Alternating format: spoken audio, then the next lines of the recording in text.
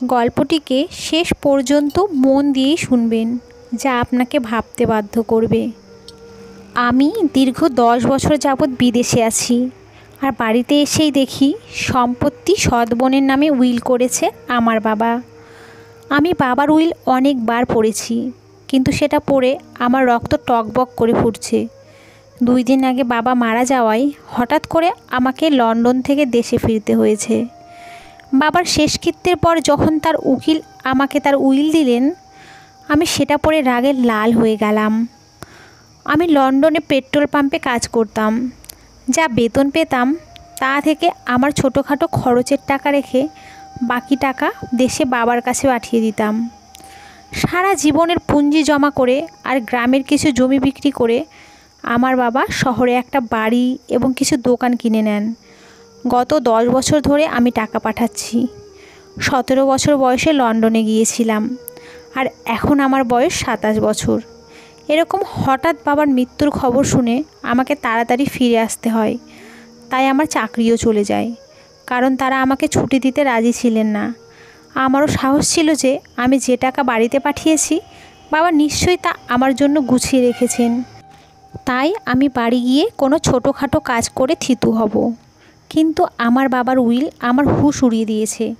Willey লেখা ছিল যে লন্ডনে যাওয়ার জন্য তোমার টাকার প্রয়োজন ছিল, তাই আমি আমার জমির কিছু অংশ বিক্রি করে তোমার টাকার ব্যবস্থা করেছিলাম। তাই এখন এই বাড়ি এবং বাকি সম্পত্তির উপর শুধুমাত্র সুহানার অধিকার। যখন তুমি লন্ডনে গিয়েছিলে তখনই তুমি তোমার ভাগ পেয়ে গেছো। এটা পড়ে আমার মাথা ঘুরতে লাগলো। অন্যদিকে আমার বোন, যে ছোটোবেলা থেকেই মেন্টাল হসপিটালে চিকিৎসাধীন, আমার বাবা কিভাবে তাকে তার সম্পত্তি দিলেন। যাই হোক, এটা এমন কোনো বড় ব্যাপার হতো না যদি সম্পত্তির একটি অংশ সুহানার নামে থাকতো। তাহলে আমি তাকে দিয়ে স্ট্যাম্প পেপারে সই করিয়ে সব কিছু আমার নামে করিয়ে নিতাম। কিন্তু বাবার বোকামির কোনো সীমা ছিল না। সাথে এটাও লিখে রেখেছিল যে সুহানাকে যে বিয়ে করবে এবং না কখনো তাকে ডিভোর্স দেবে, না অন্য কোনো বিয়ে করবে, সেই বাবার সমস্ত সম্পত্তি পাবে। মানে আমার এতদিনের পরিশ্রম সব বাবা নষ্ট করে দিয়ে গেছেন। আমার হাতে একটা ফুটো পয়সাও দিয়ে যাননি। যদিও বাবার সম্পত্তি এখন কোটিতে পৌঁছেছে, যা তিনি একসময় লাখে কিনেছিলেন। বাবার উইল পড়ে আমার খুব রাগ হলো। এমন উইলের মানে কি? বাবা তার সম্পত্তি অপরিচিত কাউকে কিভাবে দিতে পারেন? যদি আমি সুহানার বিয়ে কারোর সাথে দিয়েও দেই, তবুও আমি কিছুই পাবো না। এমনকি আমার তো নিজের বাবার বাড়িতেও থাকার অনুমতি ছিল না। এই বাড়িতে সেই থাকতে পারবে যার বিয়ে সুহানার সাথে হবে। এই অদ্ভুত উইলের সাথে একটা চিঠিও ছিল, যা বাবা আমার নামে লিখে গিয়েছিলেন। কিন্তু আমি বাবার উপর এতটাই রেগেছিলাম যে আমি সব কিছু একটা ড্রয়ারে ফেলে দিয়েছিলাম। বাবার লেখা শেষ চিঠিটা পড়ার আমার ইচ্ছাই ছিল না। আমি জানতাম আমাকে অনুরোধ করা হয়েছে যে সুহানা পাগল, তার সম্পত্তি দরকার। সম্পত্তির লোভে কেউ তাকে বিয়ে করে সারা জীবন দেখে রাখবে। তুমি ছেলে মানুষ, নিজের ব্যবস্থা নিজেই করে নিতে পারবে। বাবা নিশ্চয়ই চিঠিতে এই রকমই কিছু লিখেছিলেন। তাই চিঠিটা পড়ার ইচ্ছা আমার মোটেও ছিল না। তাই আমি চিঠিটা ড্রয়ারে রেখে ড্রয়ার বন্ধ করে দিলাম। পরের দিন উকিল আমার কাছে এসে বললেন, আপনাকে এই বাড়ি খালি করতে হবে। আপনি কেবল সুহানার উপস্থিতিতে এবং তার সম্মতি নিয়েই এই বাড়িতে থাকতে পারবেন। আমি রাগ আর বিস্ময়ের সাথে বললাম, সে পাগল, সম্মতি জানানোর মতো বুদ্ধি তার নেই। আর আমি তার ভাই, এটা আমারও বাবার বাড়ি। আমার কথা শুনে সেই উকিল বললেন, উইলটা আপনার বাবাই করেছেন। আপনার কাছে আজ সন্ধ্যা পর্যন্ত সময় আছে। হয় সুহানাকে এই বাড়িতে নিয়ে আসুন, নতুবা সন্ধ্যায় আপনাকে এই বাড়ি থেকে বের করে দিয়ে বাসায় তালা দিয়ে দেব। এই বলেই উকিল সেখান থেকে চলে গেলেন। আর আমার দেয়ালে মাথা ঠুকতে ইচ্ছা হচ্ছিল। সুহানার বয়স 22 বছর, কিন্তু বুদ্ধি 10-12 বছরের শিশুর মতো। আর রাগ হলে এটা ওটা তুলে মারার অভ্যাস ছিল। আমি কিভাবে তাকে বাড়িতে আনতে পারি? সে তো আমার অনুপস্থিতিতে পাড়ার বাচ্চাদের জীবন কষ্টকর করে দিত। আমি ভিতরে ভিতরে খুব বিরক্ত ছিলাম, কিন্তু আমার বাবা আমার জন্য আর কোনো উপায়ও ছাড়েনি। আমি সুহানাকে আনতে বিকালে মেন্টাল হাসপাতালে গেলাম এবং ডাক্তারকে বললাম যে আমি সুহানার ভাই এবং ওকে নিয়ে যেতে এসেছি।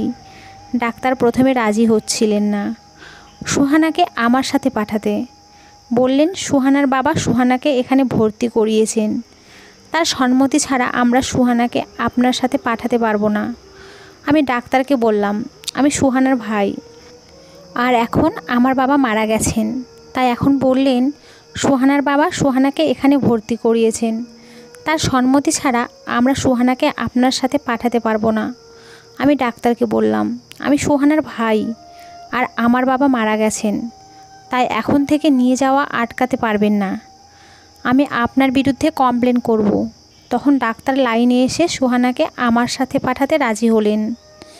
ডাক্তার আমাকে কিছু কাগজপত্রে সই করালেন এবং নার্সকে বললেন সুহানাকে নিয়ে আসতে। কিছুক্ষণ পর একটি খুব সুন্দরী মেয়ে তার লম্বা খোলা চুল নিয়ে দাঁড়িয়ে আমার দিকে তাকিয়ে রইল। আমি 10 বছর পর তাকে দেখছি এবং তাকে কোনো অ্যাঙ্গেল থেকে পাগল বলে মনে হচ্ছিল না। একে দেখে কেউ পাগল বলতেই পারবে না এবং এর সৌন্দর্য দেখে চোখ সরাতে ভুলে যাবে। আমি তাকে 10 বছর আগে দেখেছিলাম। সে তখনও সুন্দর ছিল, কিন্তু এখন তার গায়ের রং আরও ফুটে উঠেছে। সে আমার দিকে ভয়ার্ত চোখে তাকিয়েছিল। ডাক্তার বললেন তোমার ভাই তোমাকে নিতে এসেছে, তুমি এখন তার সাথে বাড়িতে থাকবে। এই কথা শুনে কেন জানি না তার মুখ ফ্যাকাশে হয়ে গেল। সে বলতে লাগলো আমি শুধু বাবার কাছে যাব, বাবার কাছে ছাড়া আর কারো কাছে যাব না। সবাই আমাকে মারে, আমিও কি তাকে আনতে চেয়েছিলাম? বাধ্য হয়েই ওকে বাড়িতে নিয়ে আসতে হচ্ছে। বাধ্য হয়ে আমি সুহানার সামনে গিয়ে বললাম সুহানা, আমি তোমার আশু দাদা, ভালো করে দেখো, আমাকে চিনতে পারবে। আমি তোমাকে বাবার কাছেই নিয়ে যাব, কিন্তু আপাতত তোমাকে আমার সাথে থাকতে হবে। বাবা বাইরে গেছেন, ফিরে এলে তোমাকে বাবার কাছে নিয়ে যাব। আমি মনে করিয়ে দেওয়াতে সে আমার দিকে মনোযোগ দিয়ে তাকাতে লাগলো। হয়তো তার আমার কথা মনে পড়ে গিয়েছিল, তাই হঠাৎ সুহানা খুব খুশি হয়ে বলল আশু দাদা। আমি বললাম হ্যাঁ, তোমার আশু দাদা। তারপর আমি পকেট থেকে চকলেট বের করলাম, যা দেখে ওর চোখ চকচক করে উঠল। আমি বললাম সুহানা, আমার সাথে চলো, আমার কাছে এরকম অনেক চকলেট আছে, আমি সব তোমাকে দিয়ে দেব। আমার কথা শুনে সে আমার হাত থেকে চকলেট নিয়ে আমার সাথে যাওয়ার জন্য রেডি হলো। আমি প্রথমে ওকে বাজারে নিয়ে গেলাম এবং ওর জন্য কিছু সুন্দর পোশাক কিনলাম। আমি এটা করছি কারণ উকিল আসার আগে ওর চেহারা কিছুটা ঠিক করতে চেয়েছিলাম। কিন্তু ফিরে যাওয়ার সময় একটা খেলনার দোকানে সুহানার চোখ আটকে গেল এবং সে বলল আশু দাদা, আমার খেলনা চাই। সে আমাকে আশিস না বলে আশু দাদা বলে ডাকতো। আমি তাকে খেলনার দোকানে নিয়ে গেলাম। ভেবেছিলাম একটা খেলনা নেবে, কিন্তু সে অনেক খেলনা নিতে শুরু করলো। কিন্তু আমার পকেটে এই মুহূর্তে এত টাকা ছিল না। তাই সুহানাকে আদর করে বললাম এখন একটা ডল নিয়ে নাও, কালকে আমি তোমাকে অনেক খেলনা কিনে দেব। কিন্তু সে জোর করতে লাগলো, তাই আমি সুহানার উপর রেগে যেতে লাগলাম। আমি ওর কাছ থেকে সব খেলনা কেড়ে নিয়ে রেখে দিলাম এবং ওর হাত ধরে ওকে জোর করে গাড়িতে তুলে বাসায় নিয়ে এলাম। সে বাচ্চাদের মতো জোরে জোরে কাঁদছিল। 1 ঘন্টার মধ্যেই ওর পাগলামি দেখে বিরক্ত হয়ে গেলাম। আমার মৃত বাবার উপরে রাগ হতে লাগলো। না জানি কেন সে আমাকে এমন বিপদে ফেলে গেলেন যে আমাকে তার দ্বিতীয় স্ত্রীর পাগলি মেয়ের দেখাশোনা করতে হচ্ছে। সুহানা আমার সৎ মায়ের প্রথম স্বামীর সন্তান। আমার বয়স যখন 10 বছর, তখন আমার মা এই পৃথিবী ছেড়ে চলে যান এবং আমার বাবা আবার বিয়ে করেন। আমার সৎ মা যখন এই বাড়িতে কনে হয়ে আসেন, তখন তিনি তার মেয়েকেও সঙ্গে করে নিয়ে আসেন, যে দেখতে একদম জাপানি পুতুলের মতো হলেও একটু পাগল ছিল। আমার বাবা আমাকে বলেছিলেন সুহানা তোমার বোন, এখন থেকে একে তোমার বোন মনে করো। কিন্তু আমি রেগে বলেছিলাম এই মেয়েকে আমি বোন মানতে পারবো না। আমি তো আমার সৎ মাকে না আমার বোনকে কখনো পছন্দ করতাম। মা মেয়ে দুজনের সঙ্গেই কথা বলতাম না। খাবার খেয়ে হয় রুমে যেতাম, না হলে বন্ধুদের সঙ্গে বেরিয়ে পড়তাম। স্কুল থেকে ফিরে এটাই আমার রুটিন ছিল। আমি মা এবং মেয়েকে অবহেলা করতাম। কিন্তু সুহানা নামের মেয়েটির প্রতি তখন থেকেই ঘৃণা অনুভব করতে শুরু করি, যখন আমার নিজের বাবা আমার চেয়ে তাকে বেশি ভালোবাসতেন। তিনি তাকে কোলে নিয়ে এমনভাবে ঘুরতেন যেন সে তার নিজের মেয়ে আর আমি সৎ। যখন আমি বাবাকে এই সব করতে দেখতাম, রাগে আমার রক্ত টকবক করে ফুটত। একবার আমি আমার খেলনা নিয়ে খেলছিলাম, তখন সে আমার খেলনা নেওয়ার জন্য জোরাজুরি করতে শুরু করলে আমি তাকে বলেছিলাম, খবরদার আমার খেলনা স্পর্শ করবি না। তখন সে জোরে জোরে কাঁদতে শুরু করে। তাই আমি ওর মুখে জোরে থাপ্পড় মারলাম। আমার থাপ্পড় এতটাই জোরে ছিল যে সে ছিটকে পড়ে গেল। এমন সময় আমার বাবা ঘরে ঢুকেছিলেন। এটা দেখে আমার সৎমা আমার দিকে ঘুরতে লাগলেন, আর বাবা আমাকে খুব জোরে জোরে থাপ্পড় মেরে বললেন, এই নিষ্পাপ শিশুর গায়ে হাত তোলার সাহস তোর কীভাবে হলো? ব্যাস, তারপর থেকেই আমি সুহানাকে ঘৃণা করতে লাগলাম। সময় যত গড়াতে লাগলো এই পাগলের প্রতি আমার ঘৃণাও বাড়তে থাকলো। তারপর 17 বছর বয়সে আমি আমার পড়াশোনাকে বিদায় দিয়ে বাবার কাছে জেদ করতে লাগলাম যে আমাকে লন্ডন যেতে হবে। আমার এক বন্ধু তার বাবার সাথে সেখানে গিয়েছিল, আমিও তাদের সাথেই গিয়েছিলাম। আমার কাছে কোনো ডিগ্রি ছিল না, তাই পেট্রোল পাম্পে আমি কাজ করতাম। এখন 10 বছর পরে এসে দেখি আমার নিজের বাবা আমার পরিবর্তে তার সৎ মেয়েকে সব কিছু দিয়ে দিয়েছেন। সে এখনও আমার সাথে জেদ করছিল। তাই আমি তার উপর খুব রেগে গেলাম। তাই আমি তার মুখে টেনে চড় মারলাম। কিন্তু এই থাপ্পড়টা যে আমার জন্য এত বড় সমস্যা হয়ে দাঁড়াবে তা আমি জানতামই না। সে জোরে জোরে কাঁদতে লাগলো। বাসায় এসেও তার কান্না থামছিল না। কেন যে আমি তাকে থাপ্পড় মারলাম? সন্ধ্যা হয়ে গেছে।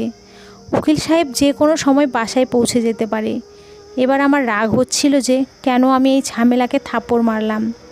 আমি সুহানার কাছে এসে বললাম, সুহানা, কালকে আমি তোমাকে অনেক খেলনা এনে দেব, এখন চুপ করো। কিন্তু সে ছোট বাচ্চার মতোই কাঁদছিল। আশুদা খারাপ, সে আমাকে থাপ্পড় মেরেছে। কাঁদতে কাঁদতে বলল, আমি বাবাকে বলবো, তাকে বাড়িতে আসতে দাও। এই পাগলটা জানেও না যে বাবা মারা গেছে। অনেক কষ্টে আমি ওকে চুপ করালাম। 2-3টা চকলেট খেয়েই সে চুপ করে গেল। তারপর আমার কথায় সে মুখে হাত দিয়ে কাপড় পাল্টে নিল। চুপ থাকলে ওকে খুব সুন্দর লাগতো, কেউ তাকে দেখে পাগল বলতে পারবে না। কিন্তু ছিল তো সে পাগলই। যাই হোক, উকিল বাসায় পৌঁছে সুহানাকে জিজ্ঞেস করতে লাগলো যে তোমার প্রতি আশিসের ব্যবহার কেমন। এ কথা শুনে সুহানা আমার দিকে তাকালে আমি ভয় পেলাম যে সে হয়তো বলবে যে আমি তাকে থাপ্পড় মেরেছি। সে বলতে লাগলো, আশু দাদা খারাপ। এই কথা শুনে আমি হতবাক হয়ে গেলাম। তারপর সে বলল যে আমাকে খেলনা এনে দেয় না। উকিল বললেন, আমি যদি তোমার দাদাকে টাকা দেই তাহলে সে তোমাকে অনেক খেলনা কিনে দেবে। এই বলে উকিল সাহেব আমাকে একটা চেক দিয়ে বললেন, তোমার বাবা যে দোকান কিনেছিলেন তার অর্ধেক ভাড়া সুহানার চিকিৎসার জন্য খরচ করতেন, আর বাকি অর্ধেকটা তার ভবিষ্যতের জন্য ব্যাংকে জমা আছে। এখন সে বাড়িতে আছে আর তুমি তার দেখভাল করছো, তাই তুমি এখন এটা রাখো। সুহানার বিয়ের পর এই চেক ওর স্বামী পাবে। এটা শুনে আমি হতভম্ব হয়ে গেলাম। আমি তার কাছ থেকে সেই চেকটা নিয়ে দেখলাম সেটা 50,000 টাকার চেক। রোজগার না করেও মাসটা আরামেই কাটাতে পারবো। পরের দিন সুহানার জন্য অনেক খেলনা নিয়ে এলাম। সে খুব খুশি হলো। এভাবেই দিন কাটছিল। আর আমি ভাবছিলাম সুহানা নামের ঝামেলা থেকে কিভাবে মুক্তি পাবো। আমি চাইতাম সুহানা নামের মেয়ের হাত থেকে রেহাইও পাবো, সাথে সমস্ত সম্পত্তিও পাবো। তারপর আমি আমার এক বিশ্বস্ত বন্ধুর সাথে কথা বললাম যে আমি এমন একটা বোকা ছেলে চাই যার সাথে আমি বোনের বিয়ে দিয়ে সমস্ত সম্পত্তি আমার নামে করে নিতে পারি। আমার কথা শুনে আমার বন্ধু বলল যে এরকম ছেলে খুঁজে পাওয়া খুব কঠিন। কোনো গরিব ছেলেকে লোভ দেখিয়ে সুহানার সাথে বিয়ে দিলে সে যখন বুঝবে যে সে কোটি টাকার মালিক তখন তোকেই বাড়ি থেকে বের করে দেবে। আমার বন্ধু ঠিকই বলেছিল। তখন আমার বন্ধু আরও বলল, দেখ আশিস, আমার একটা বুদ্ধি আছে। তুই যদি আমার কথায় রাজি হোস তাহলে সব সম্পত্তি তোর নামে চলে আসবে আর তোকে কোনো কাজও করতে হবে না। আমি বললাম, ঠিক আছে, তোর আইডিয়াটা আমাকে বল। তারপর আমার বন্ধু আমাকে যা বলল তা শুনে আমার রক্ত গরম হয়ে গেল। আমি রেগে তার কলার চেপে ধরে বললাম, তুই কিভাবে এসব ভাবতে পারিস? সে আমার বোন। সে আমার হাত থেকে তার কলার ছাড়িয়ে নিয়ে বলল, সে তোর নিজের বোন না। তার বাবা মা অন্য আর তোর বাবা মাও অন্য। তোরা দুজনেই আলাদা বাবা মায়ের সন্তান। তোদের দুজনের মধ্যে কোনো রক্তের সম্পর্ক নেই। তুই তাকে বিয়ে করতে পারিস, আর এটাই একমাত্র উপায় যে তুই সব কিছুর মালিক হতে পারবি। কথাটা শুনে আমি চুপ হয়ে গেলাম। আমার বন্ধু ওখান থেকে চলে গেল আর আমি চিন্তায় পড়ে গেলাম। কিন্তু যখনই সুহানাকে বিয়ের কথা ভাবি তখনই আমার মন কেঁপে উঠত যে কিভাবে ওকে বিয়ে করব এটা কোনোভাবেই সম্ভব না। কিন্তু এটাও ঠিক, আমি যার সাথে সুহানার বিয়ে দিই না কেন, সে কোটি টাকার সম্পত্তি দেখে আমাকে আমার নিজের বাড়ি থেকে বের করে দিত। পরের দিন আমি আমার বন্ধুকে বললাম, তুই ঠিকই বলেছিস, আমি উকিলের সাথেও কথা বলেছি, সে আমার আর সুহানার সম্পর্কের কথা জানে। তাই সে বলেছে, ঠিক আছে, কিন্তু তোমার উইলের কথা মনে আছে তো? তুমি আর বিয়ে করতে পারবে না, সুহানাকে ছাড়তেও পারো, সেক্ষেত্রে তোমার কাছ থেকে সব কিছু নিয়ে নেওয়া হবে। এটা সেই কাঁটা যেটা আমার গলায় আটকেই ছিল। আমি তো ভুলেই গিয়েছিলাম যে আমার বাবা আমার জন্য কি কি কাঁটা বিছিয়ে রেখেছেন। আপাতত আমাকে সুহানাকে বিয়ে করতে হবে, যাতে আমি ভালো পরিমাণে টাকা পাই এবং তা দিয়ে নিজের ব্যবসা শুরু করতে পারি। একবার আমার ব্যবসা প্রতিষ্ঠিত হয়ে গেলে আর কোনো সমস্যা থাকবে না। আমি যদি সুহানাকে ছেড়েও দিই তাহলেও কোনো অসুবিধা হবে না। আমি সুহানাকে বিয়ে করে নিয়েছি। সেই পাগলটাও তো বিয়ের মানেও বুঝতো না, সে শুধু তার খেলনা নিয়েই মগ্ন থাকতো। বিয়ের পর আমি উকিলের কাছে বেশ কিছু টাকা দাবি করি, যেটা আমি পেয়েও গেছিলাম। তারপর সেই টাকা দিয়ে নিজের একটা ছোট পোশাক কারখানা খুলে কাজ শুরু করি। কিন্তু বাস্তবে সুহানাকে নিয়ে সমস্যা হলো যে কোনো কাজের মেয়ে দিনরাত আমার বাড়িতে থাকতে রাজি হলো না। তারা বলল যে সে একটা পাগল মেয়ে এবং সে তার মেজাজ হারিয়ে কি করে বসবে তার ঠিক নেই। ও হাতে যা পায় তাই দিয়ে আমাদেরকে একদিন মেরে ফেলবে। দিনের বেলায় কাজের মেয়ে ঘরের কাজ আর রান্নাবান্না করে চলে যাওয়ার পর ঘরের বাইরে থেকে তালা মেরে আমিও চলে যেতাম। আমি এটা কখনো ভাবিনি যে সুহানা একা একা কীভাবে থাকবে। আমি ভাবিও নি যে সে পাগল, নিজেই নিজের ক্ষতি করতেও পারে। যখন বাসায় ফিরতাম জিনিসপত্র সারা ঘরে ছড়িয়ে ছিটিয়ে পড়ে থাকতো। সুহানা কিছু খাবার খেত, বাকি সব মেঝেতে পড়ে থাকতো, আর সে খেলনা নিয়ে খেলতে থাকতো। আমাকে দেখে আশু দাদা বলে আমার কাছে এসে চকলেট চাইতো। আমি পকেট থেকে একটা চকলেট বের করে ওকে দিয়ে দিতাম। ক্লান্ত হয়ে বাসায় পৌঁছাতাম, আর বাড়ির অবস্থা দেখে মনে হতো সুহানার গলা চেপে ধরি। সেই সময় আমার কারখানায় একটি মেয়ে কাজ করত। সে দেখতে খুব সুন্দর ছিল এবং আমি তাকে পছন্দ করতাম। খুব তাড়াতাড়ি আমরা একে অপরকে বিয়ে করার মনস্থ করলাম। আমি তাকে আমার সাথে আমার বাসায় নিয়ে গেলাম। তাকে দেখে সুহানা চমকে উঠে জিজ্ঞেস করলো, এ এখানে কেন এসেছে? একে বের করে দাও।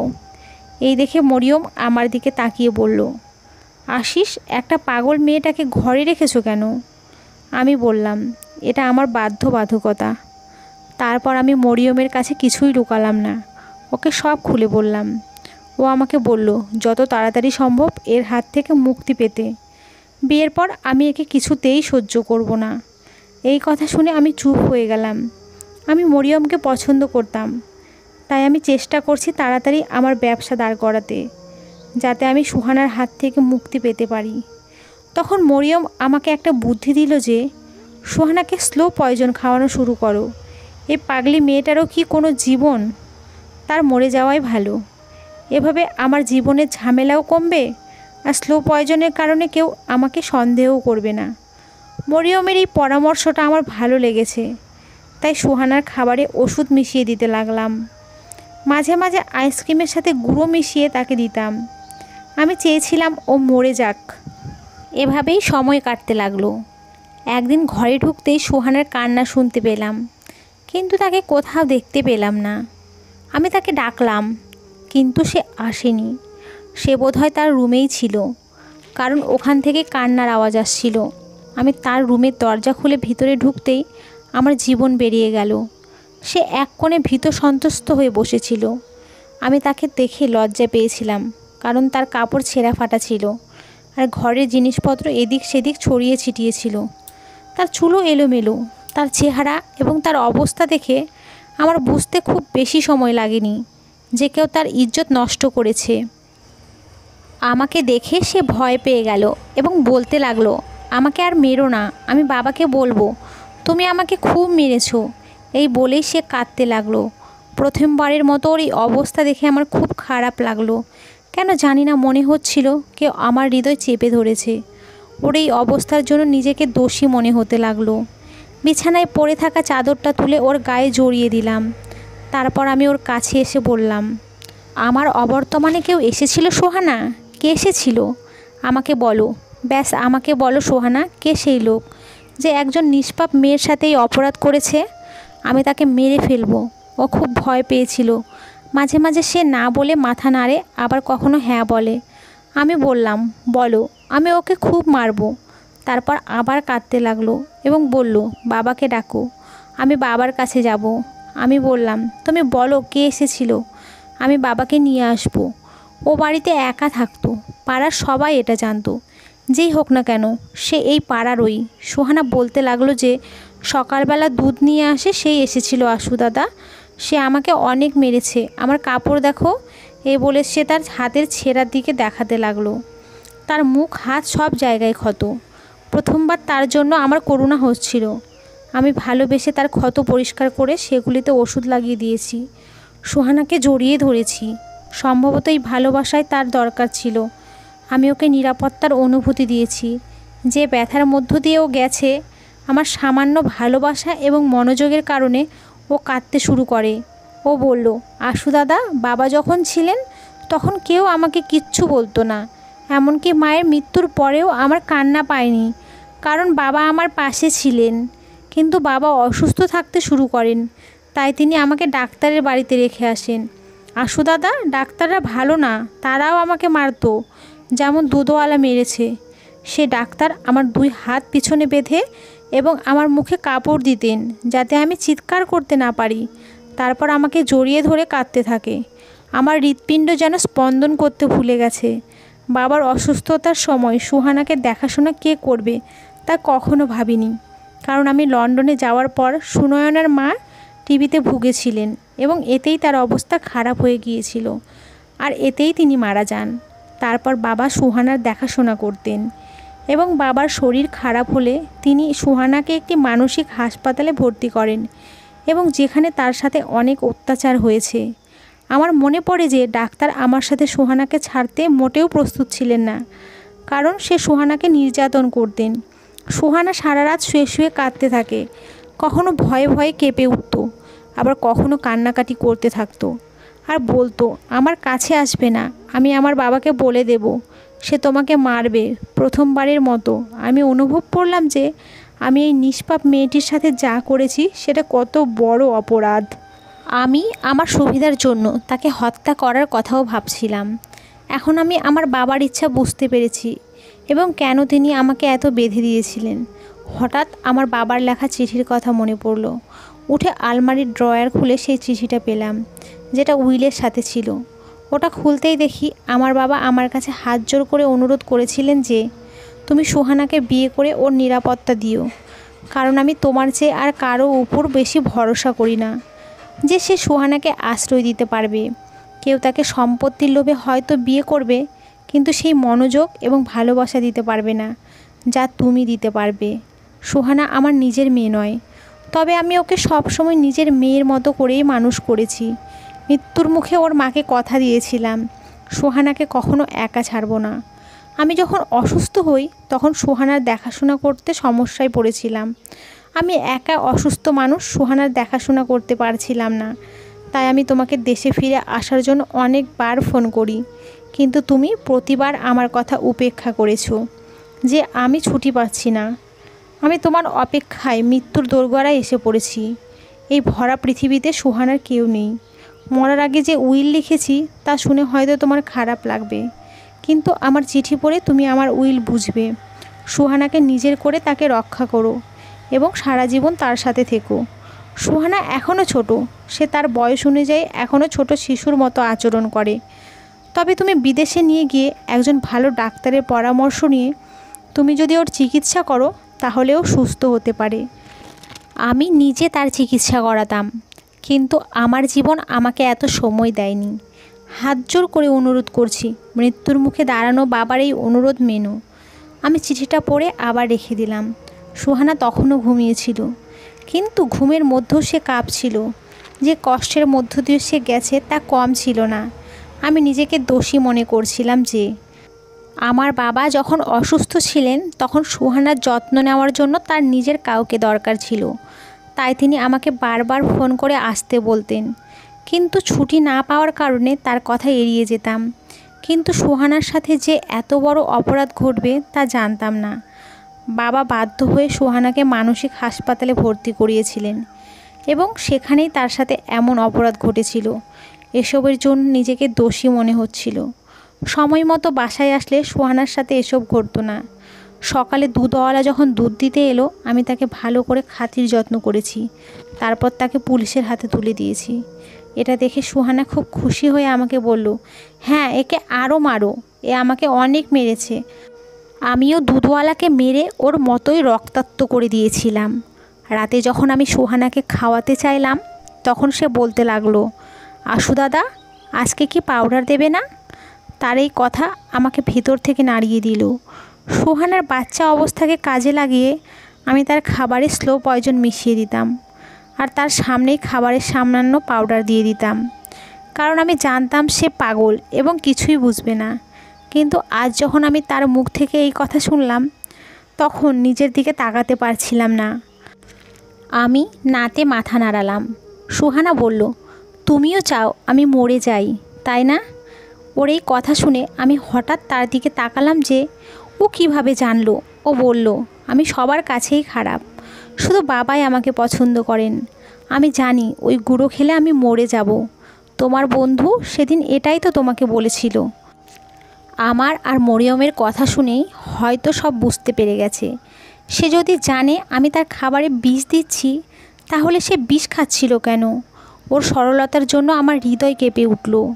তারপর সে বলল, আমাকে বিষ খাইও না, তোমার বন্ধুকে তোমার বউ বানাও। আমাকে শুধু আমার বাবার কাছে রেখে আসো। আমি বাবার কাছে যেতে চাই। আমি সুহানাকে কোনো উত্তর দিতে পারলাম না। পরের দিন আমি মরিয়মকে বলেছিলাম যে আমি তোমাকে বিয়ে করতে পারবো না, এই বলেই ফোনটি বন্ধ করে দিয়েছিলাম। আমাকে এখন সুহানার চিকিৎসা করাতে হবে এবং আমি লক্ষ্য করেছি যে সে একটু মনোযোগ এবং ভালোবাসা পেলে সব কিছু করতে রাজি হয়। আমার একটু মনোযোগে সে আগের চেয়ে অনেক ভালো হয়ে গেছে।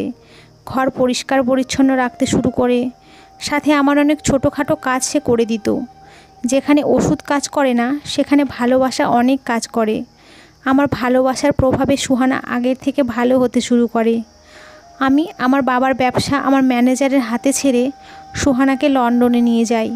সেখানে সুহানাকে একজন ভালো ডাক্তারের কাছে চেক আপ করিয়ে সুহানার চিকিৎসা শুরু করি। ধীরে ধীরে সুহানা ভালো হতে শুরু করে, সাথে আমাদের সম্পর্কের কথাও বুঝতে পারে। আমি তাকে বাবার সম্পর্কেও বলেছিলাম যে বাবা আর এই পৃথিবীতে নেই। প্রথমে সে অনেক কেঁদেছিল, কিন্তু শীঘ্রই সে নিজেকে সামলিয়ে নেয়। এখন সে আমাকে আশিস বলে ডাকে, আশু দাদা নয়, কারণ সে আমাদের সম্পর্ক বুঝতে পেরেছিল। 6 মাস পর যখন আমি লন্ডন থেকে দেশে ফিরে আসি, তখন সুহানা পুরোপুরি সুস্থ। এই 6 মাসে সুহানার যত্ন নিতে নিতে আমি তার প্রেমে পুরোপুরি ডুবে গিয়েছিলাম। আর সুহানাও আমাকে ছাড়া এক মুহূর্তও থাকতো না, সব সময় আমার সাথেই লেগে থাকতো।